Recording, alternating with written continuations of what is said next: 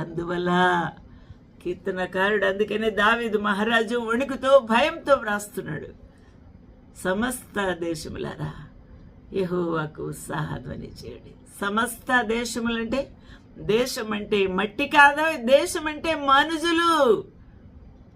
Make a joyful noise unto the Lord, all ye lands, not only America, not only India, not only Pakistan, not only Philippines, not in Turkey, not in Paris. ఇవన్నీ కాదు, UK కాదు, eastern countries కాదు, western countries కాదు. All ఈ lands means all the lands upon the earth. ఏం చేయాలట? Make a joyful noise unto the Lord. You ought to sing unto the Lord, not to the world. You should bow down before the Lord. Serve the Lord. Serve the Lord. With gladness, happiness, with full of heart. Hallelujah. Come before His presence with singing. When you enter into the gates of the sanctuary, you ought to sing before the Lord with your whole heart. ఏమంటున్నాడు దావీదు మహారాజు? Know ye that the Lord He is God.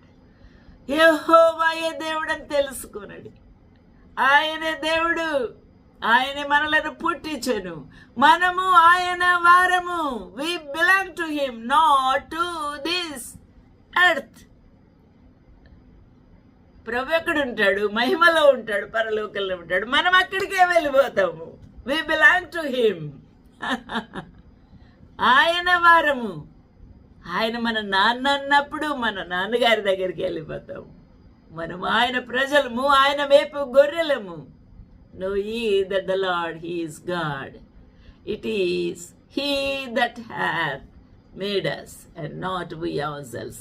We are His people, yes, it is true, and the sheep of His pasture. గొర్రె అనగా సాధు గల జంతువు, కాపరి అనగా ప్రాణం పెట్టే, ప్రాణాల్ని భద్రపరిచేవాడు. అది ఒక పోలిక. గొర్రె, కాపరి, ఆ మంద తోలటం అది రియల్ అని కాదు.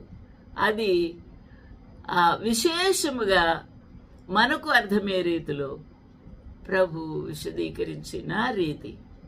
కాబట్టి దేవుని స్తుతిద్దాము, కొనియాడదాము.